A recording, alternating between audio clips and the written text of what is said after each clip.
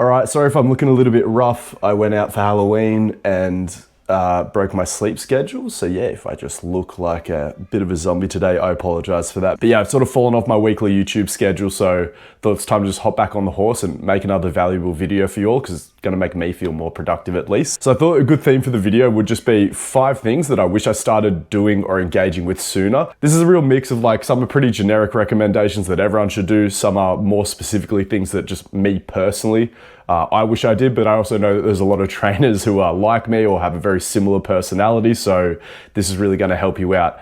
Don't forget to like the video, subscribe to the channel so you see more of my content popping up in your YouTube recommendations. But with all that being said, let's just rip into them. So the first one I wanted to talk about is just embracing the soft skills aspect of coaching. I used to be extraordinarily judgmental of what I would refer to as like these cheerleader coaches. They suck at coaching, you know, basic human movement, absolutely terrible at writing programs and things like that. But there was just this point in my career where I reflected honestly on the results that I was getting, and I just would see so many of these cheerleader coaches getting better results than me. And that's because ultimately they were better coaches than what I actually gave them credit for. Like, soft skills are an incredibly important part of coaching.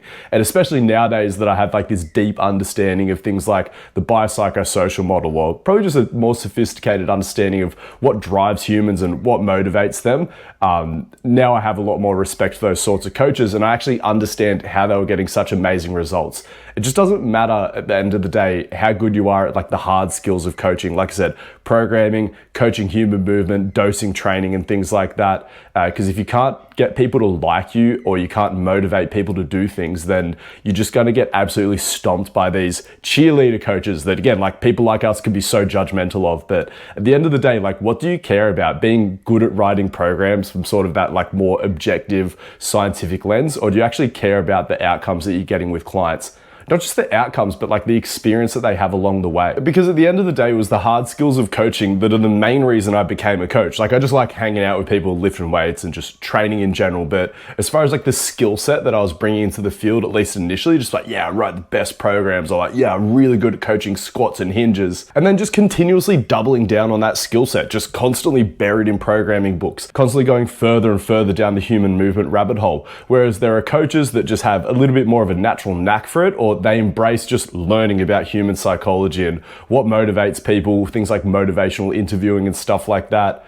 The other side of that is like, the soft skills of coaching kind of go hand in hand with the sales process. At the end of the day, I just wasn't that good at convincing people to train with me, because again, convincing someone to do a really tough workout, or navigating them through difficult parts of their training where their motivation's dwindling and stuff like that, all of those skill sets are the same skill sets that's going to make you a more effective salesperson, and you're just going to be able to sign way more clients. You're going to have more money, and the more clients you sign, the more opportunities you actually have to get amazing results. I feel like there's a lot of coaches like me. I write such good programs, I'm so good at coaching human movement, yet like just this insecurity seeing all these other coaches getting better results than you. And what you probably don't realize is they are just working with so many more people, because one, they're maintaining clients a little bit better, motivating them better to do these hard things. But there's just something to be said for like a talent pool. Like, you know, we look at like the development in sports like powerlifting, like a powerlifter's getting stronger. No, the talent pool is just getting bigger. And it's the same with your own personal talent pool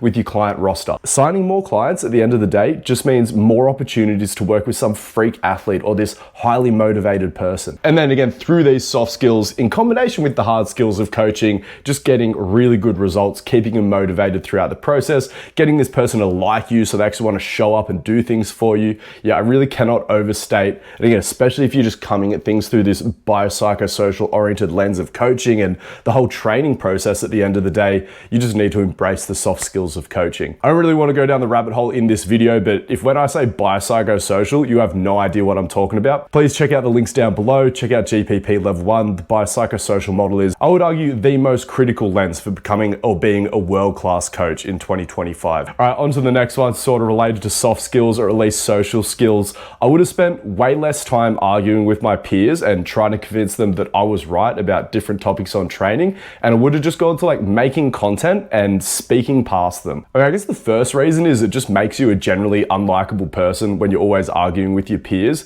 but I also find that if your goal at the end of the day is to convince people that you're right, rather than engaging with them directly where there's just like so much ego involved, you should just put all that effort into making content. One, because it's just gonna like build your reputation. It's gonna help you with your communication skills, because at the end of the day, content creation is just another form of communication that can do incredible things for your career and your reputation as a coach. But just over the years, I have been so much more successful at convincing people that I'm right just by getting them to see my content rather than engaging with them directly. I mean, this even goes for a lot of you would notice that I don't often engage with argumentative people in my comment section, and that's because I would rather just keep posting content on the subject rather than engaging directly with them and trying to, because you're not just at war with their ideas, you're at war with their ego when you directly engage with people. Whereas when you just speak past people in the form of making your own content, they're gonna see other people agree with you, and then they've also got this opportunity to sort of like privately admit that you were right to themselves,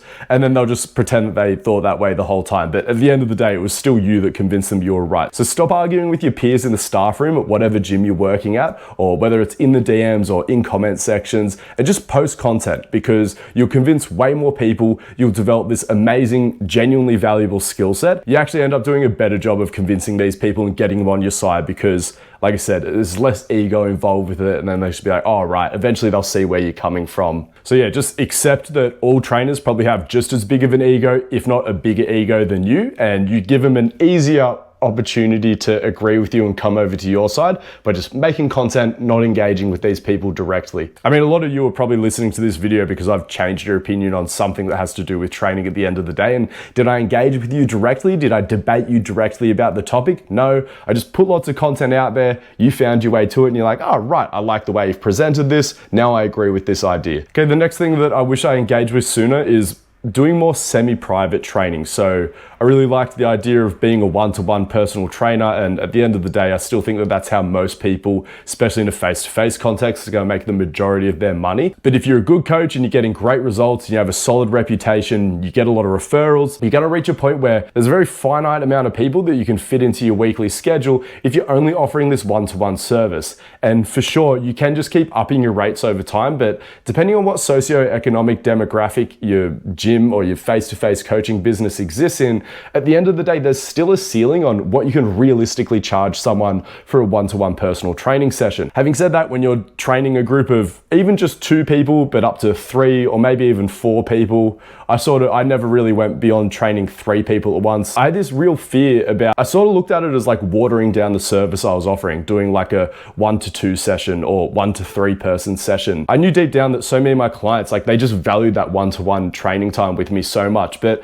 at the end of the day, especially if you have a pretty strong personality like me, you're probably attracting like a certain type of person. And what you don't realize is that your clients are probably quite similar to that. All your clients are probably much more like-minded than what you realize. And they might even start to like each other more than they like you, which can be a little bit of a hit to the ego. But at the end of the day, that's an amazing thing. If you're introducing them to like, all of a sudden then they have training partners. And even if you reflect on the one-to-one coaching process, past those initial weeks of training, a lot of the time, like, you're not that busy in that one-to-one session. You're supervising them through a set. And then if you're doing strength training, sometimes you got up to like 5-minute rest periods where you're just like shooting the shit, or maybe if they really need to lock in, you're just sitting there in silence, letting them focus on, working up to that next set. So a lot of the time, just having 2 people or even 3 people training at once, they're getting just as much attention, but then they're also getting an improved social experience. And how I charged it out was for a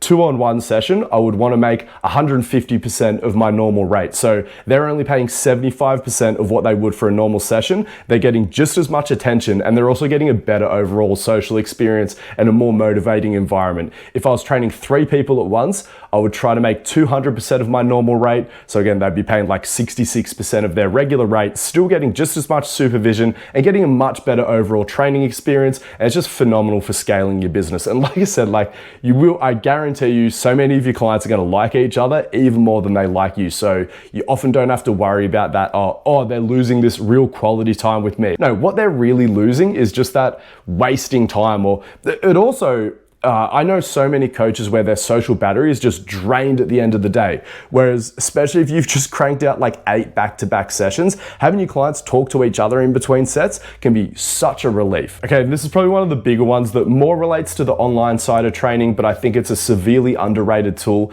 even in face-to-face context. I wish I engaged in email marketing much earlier in my career. So I'll try to explain the two different components of this, both like the online context of it and then how it can help you in a face-to-face context as well. But at the end of the day, it's just another touch point with people. So a lot of the time people see your social media content, but it can kind of be hard to just like raw dog people from liking your posts on Instagram to then actually becoming a customer. Whereas when you get them on your email list and you can contact them in their email inbox, it's just a much more intimate environment. Like rather than them just seeing a post that you just threw up for everyone, they'll receive an email that's like, hey Angus, or hey, whatever your name is. And even though they know it was an algorithm, like, oh, I'm on their email list, like this went out to potentially hundreds or even thousands of people, just that bit of your brain it hits when it's like, oh, hey, so-and-so, it's just much more personal. It's completely different to a social media feed where people are scrolling past. Again, it feels like a private piece of content that's just for you. Not only is that so much more effective for converting clients, at the very least, it's just another touch point. So if you think about it, like even if you're posting every single day on social media, how long does it take to consume a piece of short form content? Even if it's a really detailed, value-packed piece of short form content, probably on average like 60 seconds at most. I mean, no, not on average, like, but at the top end, maybe like 60 to 90 seconds where someone's thinking about you that day. Whereas if on top of that, they're also receiving emails from you. I mean, some people hit their email list every day. I personally just do it 3 times a week, but it's just more touch points at the end of the day. And it just puts you more front of mind when the customer is in a position to purchase or in a position to actually become a client. Also, once you've got people on your email list, it's just a stickier form of contact. So even if people are pretty engaged and interacting with your content on a regular basis, for some reason, the algorithm sometimes will just stop showing people your content. Whereas it's not really the case with email marketing. Like if people are opening your emails, they're gonna keep getting your emails direct to their inbox, and it's just a phenomenal way to contact potential clients and just nurture that relationship. It doesn't have to be purely salesy. Again, you can be giving people value the same way that we're trying to give people value on social media.